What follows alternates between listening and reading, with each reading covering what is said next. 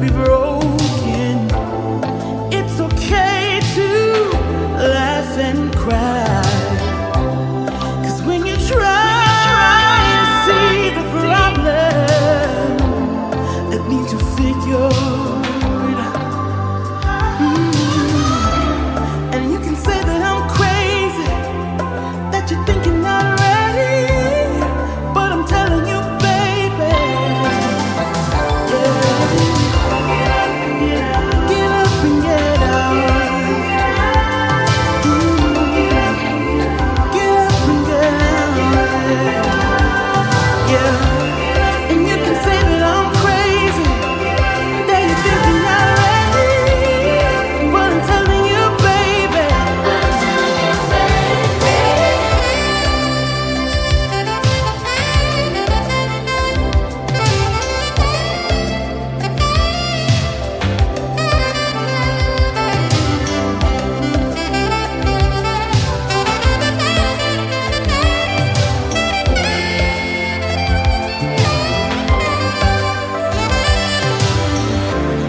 And you can say that I'm crazy, that you're thinking already.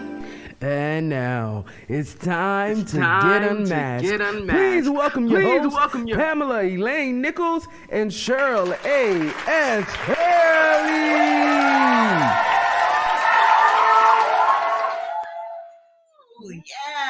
Yes. Welcome again to Executive Beauty's Unmasked. This is a show that we do every week where we give you an opportunity to get real about how you feel. This is a safe place that Cheryl and I have created. How you doing, Cheryl? I'm doing good, my sister. How are you? Just checking in. This is a safe place that Cheryl and I have created where we talk about what's real for us and invite you to do the same. Because when you can get real about how you feel, you can heal. And we always like to talk about or share this quote that is really powerful if you think about it. It's unexpressed emotions will never die. They are buried alive and will come forth later in uglier ways.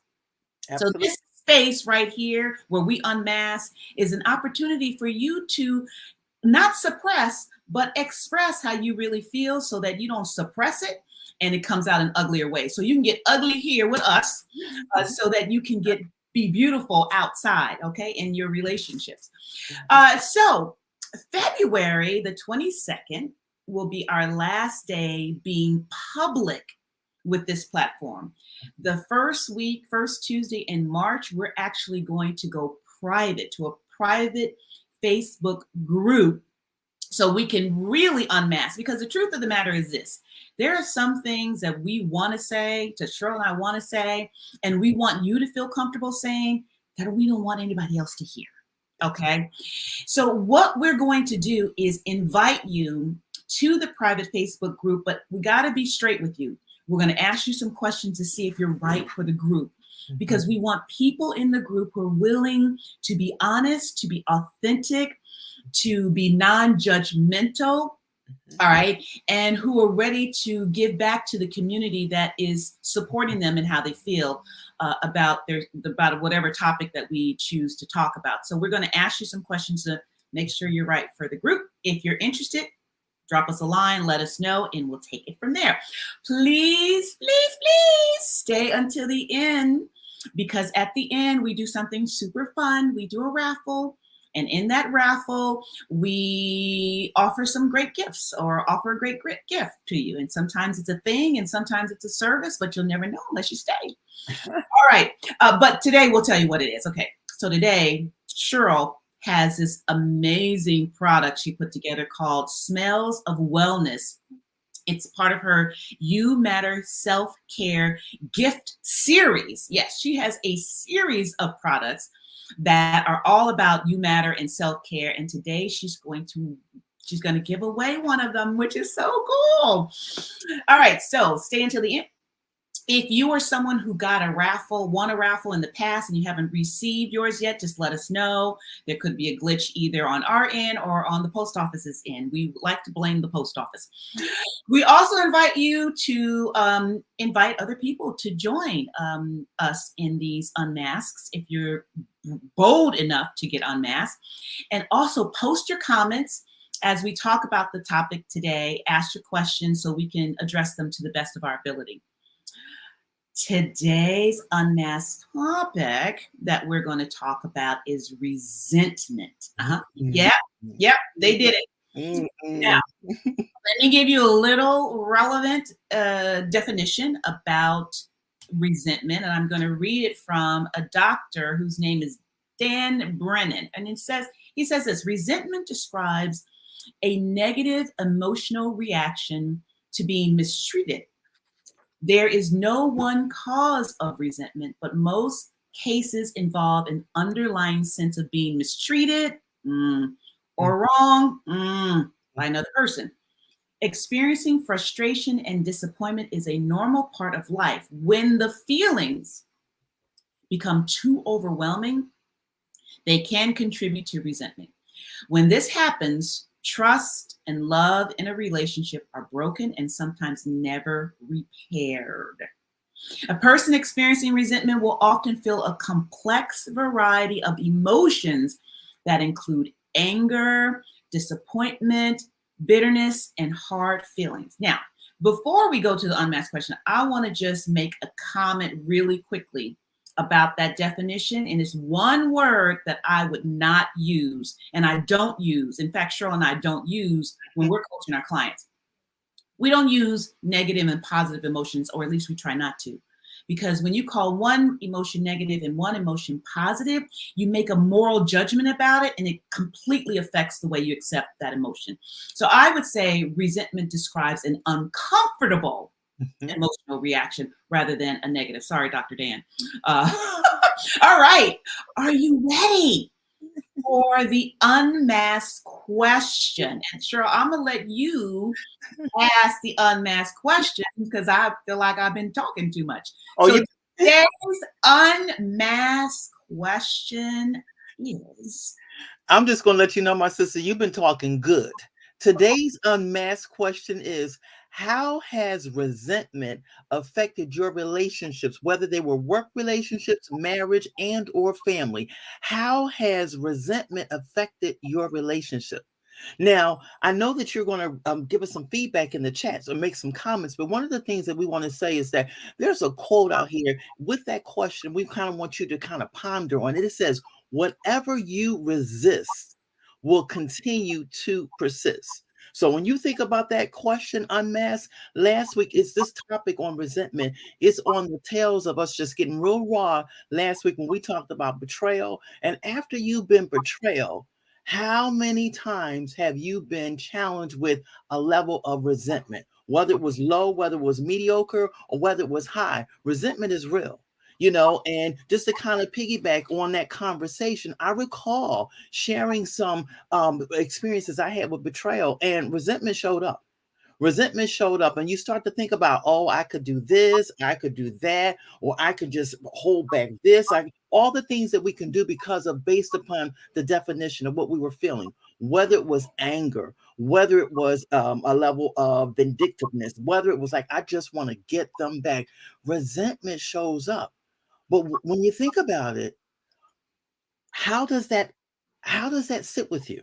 How does that sit with you? And Pam, when you think about it, because we did some common sharing, when you think about resentment, what was your experience with that? How did that impact your relationships in the workplace, family, and in marriage?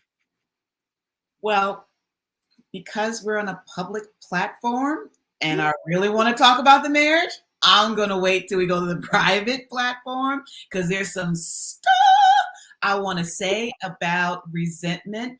So I'm going to go with resentment in a family kind of relationship instead of, well, Divorce his family. Okay. All right. So I'm going to go with divorce. I mean, with resentment in another space. And this is the part of the reason why we want to be in a private space, because I'm kind of stumbling here because I'm thinking about how much do I want to say? How much do I really want to reveal? Because who knows where this could go, right? So there's a little bit of struggle here to talk about the resentment. But let me just give me a moment. Give me a moment to figure out how I'm gonna say what I want to say. So why don't you go ahead? Sure. You take a moment, because I can say something, because again, because of what you just shared about the importance of it being a private Facebook group, I'm going to tackle from a work perspective, because last week I shared about the work perspective. And one of the things, when you think about the impact and the question that we had, what happened was that I found myself in a place of isolation. For a moment, I just chilled. I didn't want to have anything to do with anybody, because at the end of the day, because of the resentment, I also was dealing with trust issues. I didn't trust anybody. So I just said, you know what? I'm just going to stick to myself, me, myself, and I'm just going to bathe my pain. I'm going to bathe my woundedness and just kind of keep it moving. And what happened is that you have people looking at you and they start to say, well, what's wrong with you? And at the end of the day, we have all these thoughts going on because you really want to tell them what's wrong with you. But the bottom line is that one of the things that I found for me was isolation. I would isolate. And when you think about your own experience with betrayal and how it led to resentment, I'm sure that the other people say I did the same thing. I isolated. We tend to go by ourselves. And when we're by ourselves, it's not always a healthy thing, because we got all these thoughts, that mental chatter that's going on. And as we shared earlier, that unhealthy mental chatter that's going on. And we start to contemplate what we can do, how we can get them back, and all those kinds of things. But again, that was one of the things that I did. I isolated. All right. That makes sense.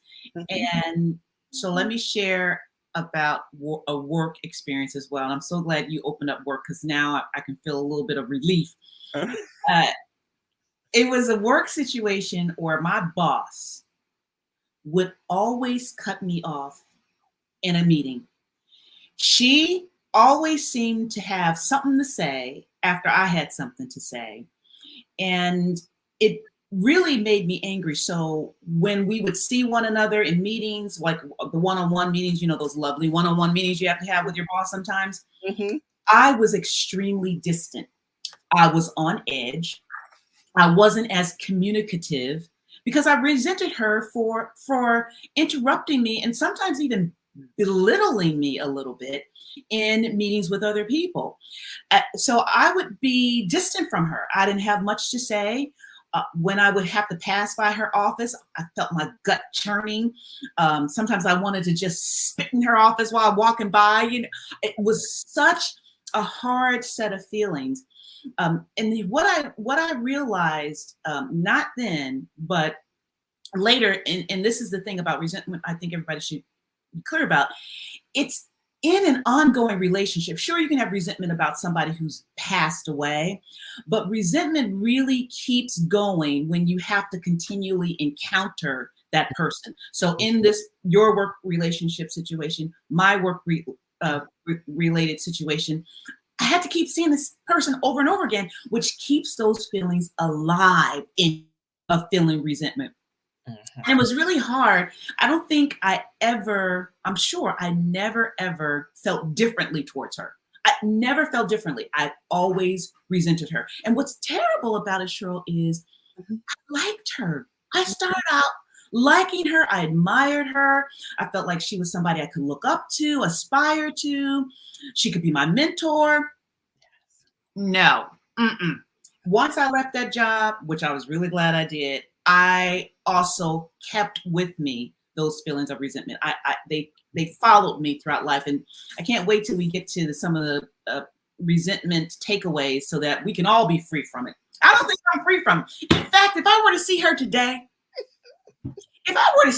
walking the street, you know what I would say? Oh, hi, how are you? Like that fake stuff, when I really want to say, you know what you did to me in those meetings, and you acted like you were better than me. Yeah, that's what I really want to tell her. Okay, You know what? That's powerful. And again, we talk about getting raw and getting real.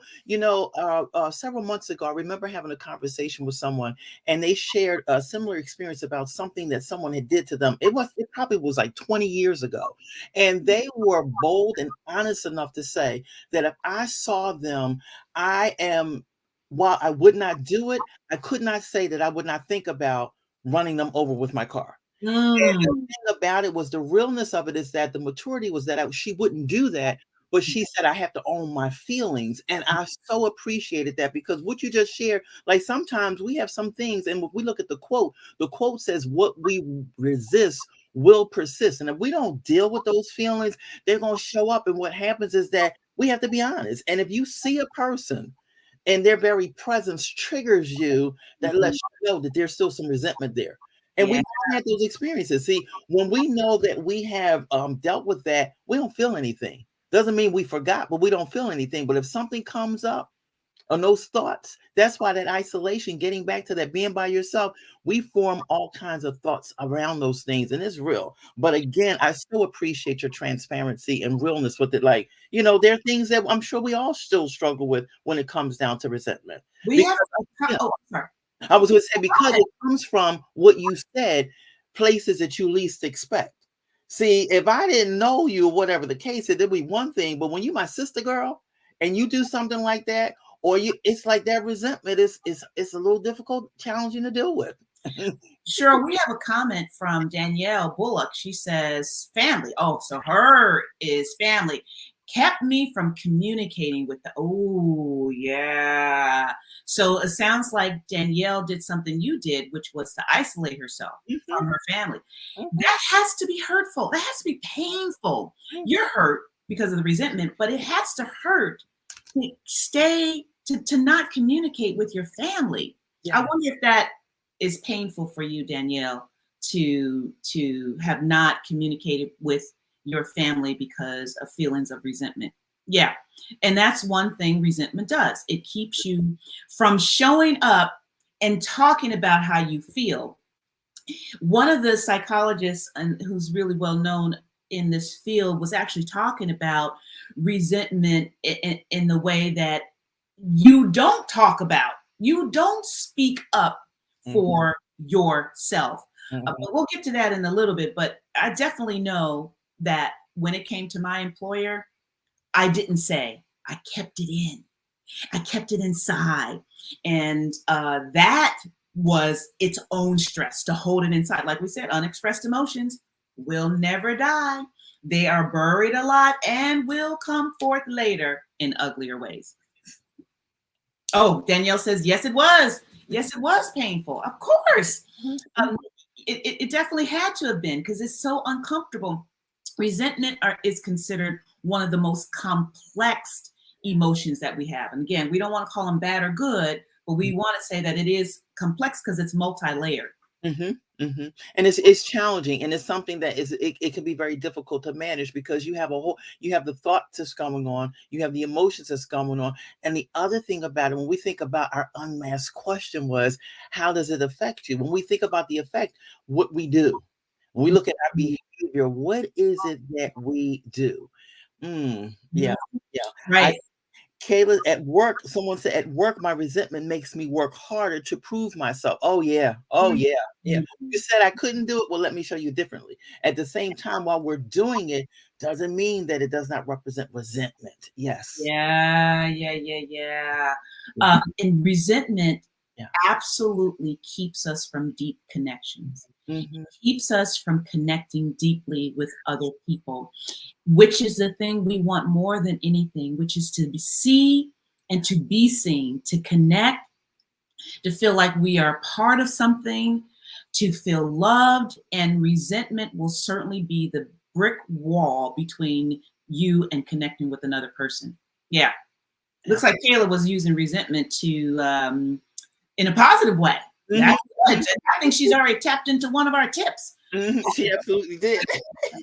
She's way ahead of us. And for those who don't know, Kayla J is our producer behind the scenes. We want to just give it up to Kayla J for managing this whole thing. So thank you, Kayla. So should we talk about the tips, Cheryl? Yeah. Yeah. Go for it. Absolutely. Every time we come together, we're going to talk about a subject matter, but we're also going to provide you with tips. We're going to always give you 3 takeaways that we want you to kind of use and kind of incorporate and how you manage resentment. So the first one, we want you to validate it. We want you to sit with it and we want you to feel it. And we also want to encourage you to learn from it. Give yourself the respect that you deserve, my sisters, by validating that you feel resentment towards someone else. Own it. Don't try to run away from it. Own it. It's there. And wherever you go, it's going with you. So when you begin to validate it, you're giving yourself the respect that you deserve. When you feel that resentment towards somebody else, when you start to think about it again, think about it as a messenger that has come to help you grow. And when you think about it as a messenger, it's sending you something. It's saying we need to deal with that. So again, validate it. The second thing is we want you to feel it. Sit with your feelings of resentment for at least 90 seconds.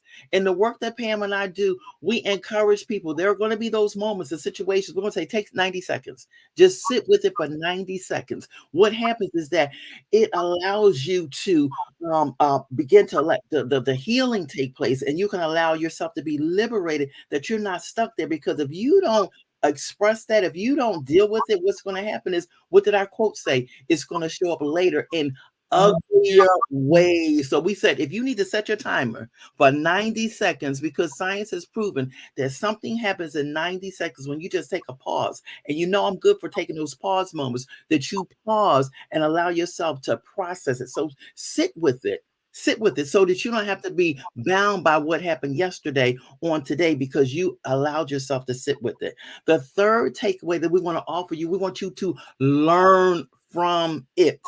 What is the lesson that you can learn from it? Resentment is actually a positive sign that you are not speaking up for yourself. And what happens when you recognize that you're not doing it, you create opportunity for you to own your voice.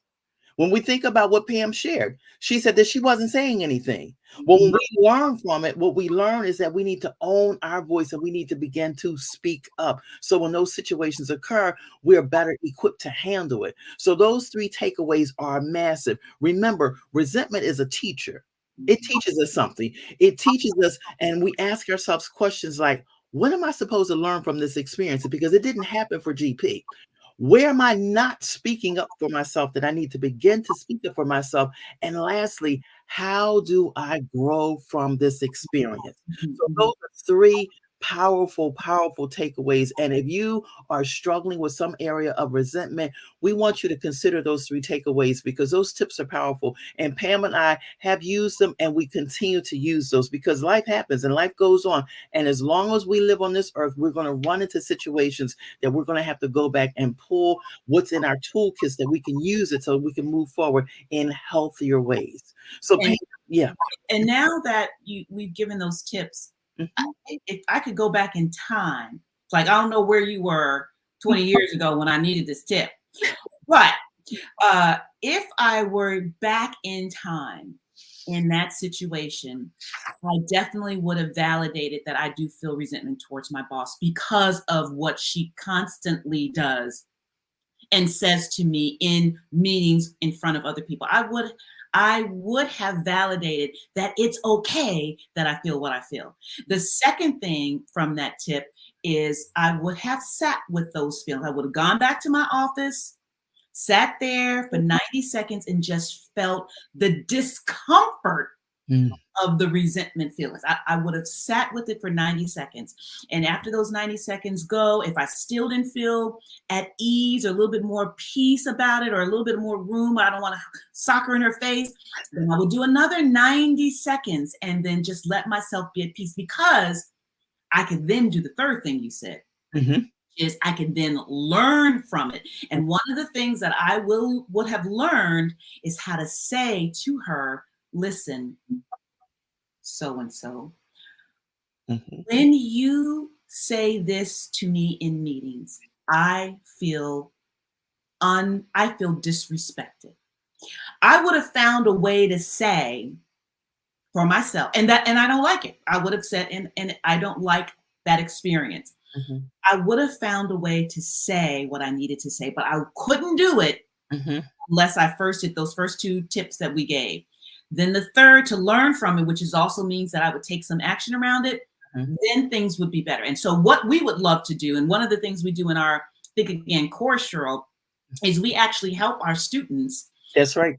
Learn how to validate what they feel.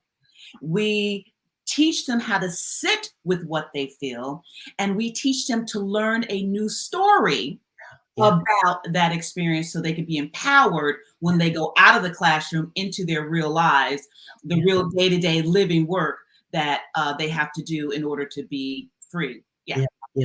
You know, and Pam, if I could just share something with our viewers, and as you were speaking, it took me to even you and I.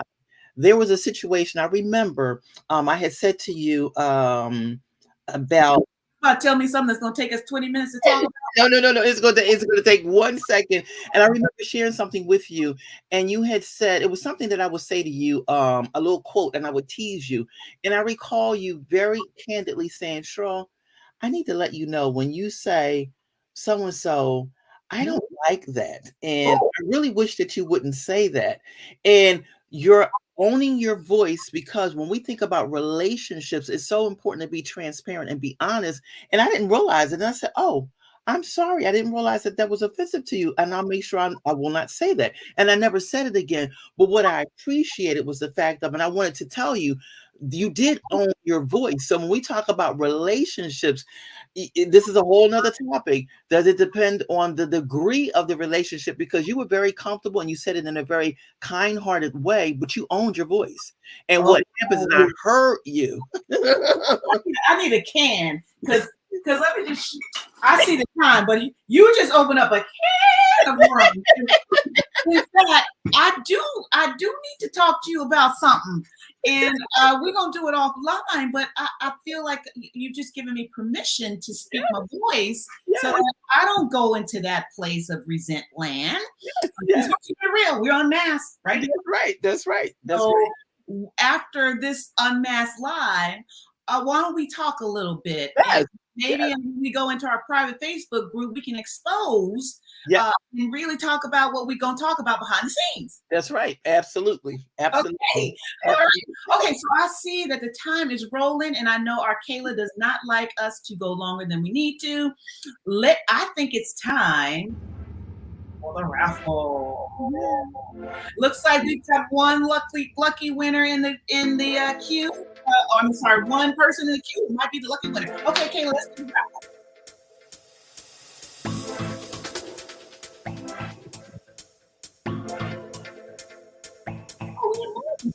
All right, whoa.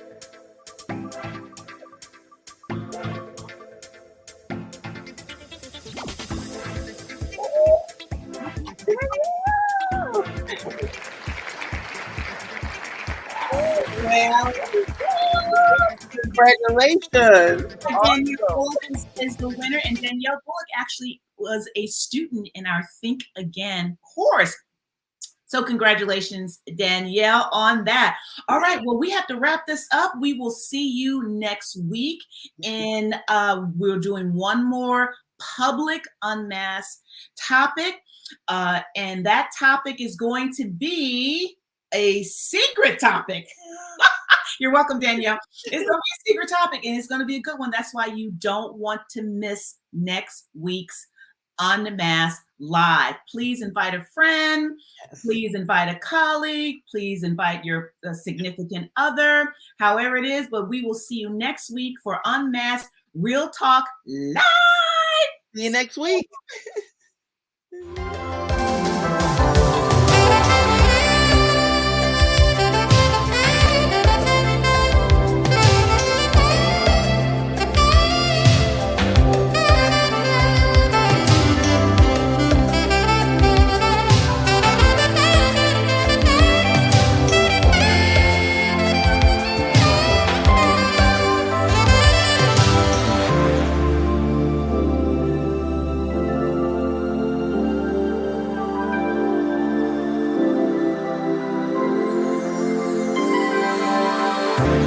And you can say that I'm crazy,